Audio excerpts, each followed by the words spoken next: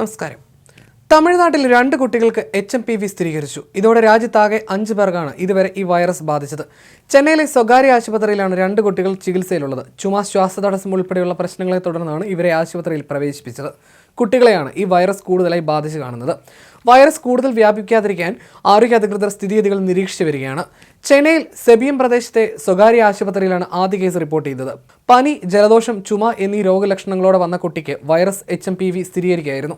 മറ്റൊരു സംഭവത്തിൽ കുട്ടികൾക്കായുള്ള സ്വകാര്യ ആശുപത്രിയിൽ മറ്റൊരു കുട്ടിക്കും ഇതേ വൈറസ് ബാധ സ്ഥിരീകരിച്ചു. കുട്ടികൾ സുഖം പ്രാപിച്ചു വരുന്നതായി ആരോഗ്യവകുപ്പ് അറിയിച്ചു. രാജ്യത്ത് നേരത്തെ ഗുജറാത്തിലും അഹമ്മദാബാദിലും കർണാടകയിലെ ബംഗളൂരുവിലും HMPV സ്ഥിരീകരിച്ചിരുന്നു. അഹമ്മദാബാദിൽ 2 മാസം പ്രായമുള്ള കുഞ്ഞിലാണ് രോഗം കണ്ടെത്തിയത്. കുട്ടി നിലവിൽ ഒരു സ്വകാര്യ ആശുപത്രിയിൽ ചികിത്സയിലാണ്. വൈറസ് ബാധ സ്ഥിരീകരിച്ചതോടെ സംസ്ഥാനം വൈകാതെ മാർഗനിർദ്ദേശം പുറത്തിറക്കുമെന്നാണ് വിവരം. കൊറോണ വൈറസിന്റെ സമാന പ്രോട്ടോക്കോളുകളായിരിക്കും HMPVയിലും പാലിക്കുകയെന്ന് ഗുജറാത്ത് ആരോഗ്യമന്ത്രി ഋഷികേഷ് പട്ടേൽ പറഞ്ഞു. ലക്ഷണങ്ങൾക്കനുസരിച്ചായിരിക്കും ചികിത്സ നൽകുക. 2-3 ദിവസത്തിനകം സർക്കാർ പരിശോധനാ കിറ്റുകൾ സജ്ജീകരിക്കുമെന്നും മന്ത്രി അറിയിച്ചു. ജനങ്ങൾ പരിഭ്രാന്തരാകേണ്ടതില്ലെന്നും ആവശ്യമെങ്കിൽ മാർഗനിർദ്ദേശങ്ങൾ പുറത്തിറക്കുമെന്നും അദ്ദേഹം കൂട്ടിച്ചേർത്തു. നേരത്തെ ബംഗളൂരുവിൽ 3-8 മാസം പ്രായമുള്ള കുഞ്ഞുങ്ങളിലാണ് HMPV വൈറസ് കണ്ടെത്തിയത്. 2 കുട്ടികൾക്കും വിദേശയാത്രാ പശ്ചാത്തലമില്ല. എവിടെ നിന്നാണ് രോഗം പിടിപെട്ടതെന്ന് പരിശോധിച്ചു വരികയാണെന്ന് ഡോക്ടർമാർ അറിയിച്ചു. ചൈനീസ് വേരിയന്റ് തന്നെയാണോ ഈ കാര്യത്തിലും എന്നതും വ്യക്തതയില്ല. കുഞ്ഞുങ്ങളുടെ സാമ്പിൾ ശേഖരിച്ച് പരിശോധന തുടരുമെന്ന് കർണാടക ആരോഗ്യവകുപ്പും അറിയിച്ചിട്ടുണ്ട്. അതേസമയം HMPV ബാധയെക്കുറിച്ച് ആശങ്കപ്പെടാനില്ലെന്നാണ് ആരോഗ്യ വിദഗ്ധർ ആവർത്തിക്കുന്നത്. ശൈത്യകാലത്ത് സാധാരണ കണ്ടുവരുന്ന ഒരു വൈറസ് ബാധ മാത്രമാണിത്. എല്ലാ വർഷവും ഇതുണ്ടാകുന്നുണ്ട്. ജൂലൈ, ഓഗസ്റ്റ് മാസങ്ങളിലും ഡിസംബർ, ജനുവരി മാസങ്ങളിലുമാണ് വൈറസ് റിപ്പോർട്ട് ചെയ്യപ്പെടാറുള്ളത്. ആശങ്കയുടെ ആവശ്യമില്ലെന്ന് കേന്ദ്ര ആരോഗ്യ മന്ത്രാലയവും ഡയറക്ടറേറ്റ് ജനറൽ ഓഫ് ഹെൽത്ത് സർവീസും നേരത്തെ അറിയിച്ചിരുന്നു. ജലദോഷത്തിന് കാരണമാകുന്ന ഒരു സാധാരണ ശ്വസന പ്രശ്നം മാത്രമാണിതെന്നാണ് അധികൃതർ പറയുന്നത്. അതിനിടെ വൈറസ് ബാധ സംബന്ധിച്ച് ആശങ്കപ്പെടേണ്ട സാഹചര്യമില്ലെന്ന് സംസ്ഥാന ആരോഗ്യവകുപ്പും അറിയിച്ചു. കേരളത്തിൽ രോഗവ്യാപനം ഉണ്ടാകാതിരിക്കാനുള്ള ജാഗ്രതാ നടപടികളും മുൻകരുതലുകളും സ്വീകരിച്ചു വരികയാണെന്നും ആരോഗ്യവകുപ്പ് ഡയറക്ടർ ഡോക്ടർ റീന ദീപികയോട് പറഞ്ഞു.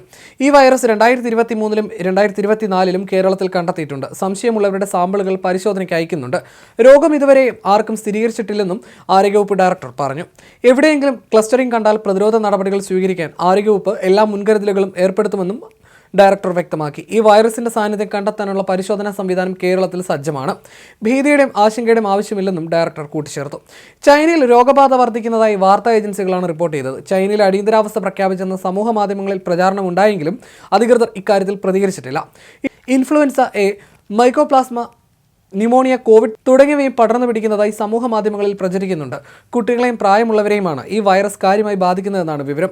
ഫ്ലൂ ആയോ, ചുമ, ജലദോഷം, പനി, തുമ്മൽ എന്നിങ്ങനെയോ ആദ്യ ശരീരത്തിൽ കയറുന്ന വൈറസ് രോഗപ്രതിരോധ ശേഷി കുറവുള്ളവരിൽ പിന്നീട് ബ്രോങ്കൈറ്റിസ്, ന്യൂമോണിയ എന്നിവയിലേക്ക് കടക്കുമെന്നാണ് ആരോഗ്യ മേഖലയിലുള്ളവർ പറയുന്നത്.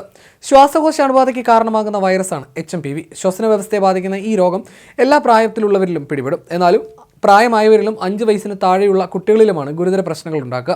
2001-ലാണ് രോഗം ആദ്യമായി റിപ്പോർട്ട് ചെയ്തത്. ഇതൊരു പുതിയ രോഗമല്ലെന്നും മുൻപ് തന്നെ ലോകത്തിന്റെ പലയിടങ്ങളിലും HMPV റിപ്പോർട്ട് ചെയ്തിട്ടുണ്ടെന്നും ആരോഗ്യ മേഖലയിലുള്ളവർ പറയുന്നു.